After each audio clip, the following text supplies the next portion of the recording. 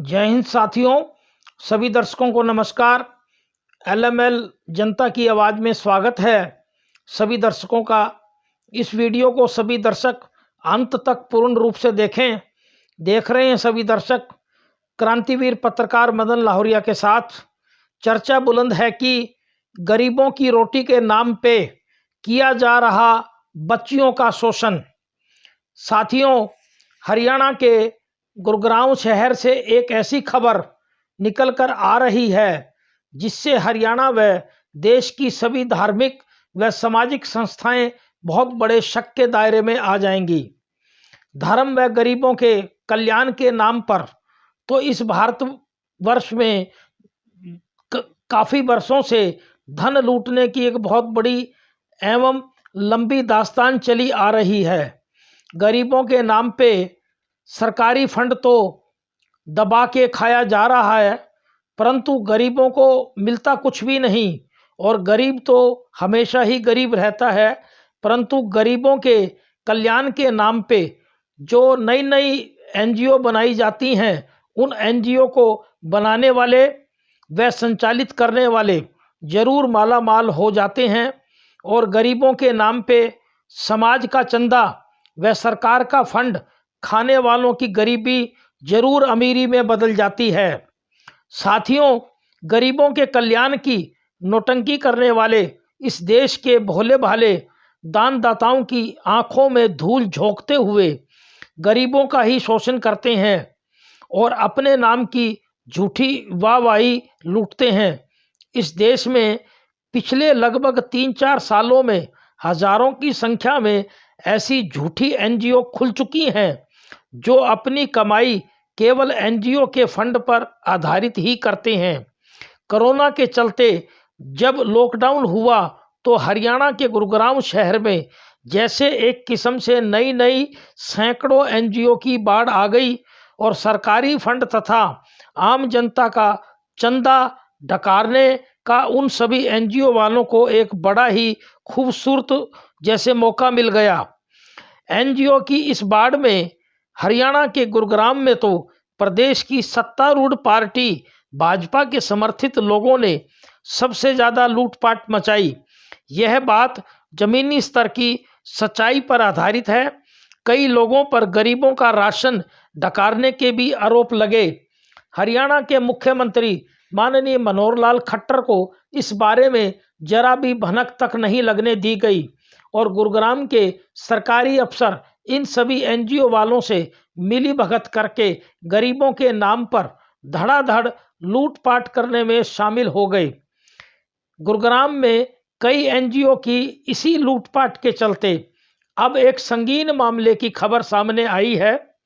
गुरुग्राम के सदर बाजार के पास स्थित जैन मंदिर के पास एक देवदूत फूड बैंक नाम से एनजीओ बनाकर पंकज गुप्ता नाम के व्यापारी गरीबों को 5 रुपए में भोजन देने का काम करते हैं। जानकारी के अनुसार जैन मंदिर के पास पिछले लगभग 2 साल के करीब वे यहाँ पर गरीबों को भोजन 5 रुपए में देने का काम कर रही हैं। पास में ही उनकी पूजा कॉस्मेटिक के नाम से दुकान है। इस भोजन को बनाने के लिए पंकज गुप्ता ने गुरुग्राम में ही जैकबपुरा के पास प्रजापति धर्मशाला के पास सुभाष नगर में एक बिल्डिंग लेकर रसोई व कार्यालय बनाया हुआ है। इस बिल्डिंग में भोजन तैयार होता है। वह पंकज गुप्ता स्वयं इस बिल्डिंग में बने अपने कार्यालय में बैठते हैं। इस बिल्डिंग में बनी रसोई में 1 या 2 व्यक्ति खाना बनाने के कारीगर भोजन बनाते हैं। वह भोजन बनाने व पैकिंग तथा साफ सफाई की व्यवस्था के लिए यहाँ पर कुछ छोटी बच्चियाँ कार्य करती हैं जिनकी उम्र लगभग 13 से 14 साल की हो सकती है। ये छोटी बच्चियाँ यहाँ पर लगभग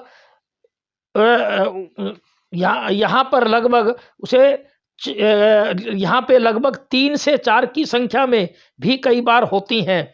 जानकारी एवं विश्वसनीय सूत्रों के अनुसार ये छोटी बच्चियां स्कूल ना जाकर यहाँ पर भोजन बनाने में सहायता करने के कार्य में लगी रहती हैं।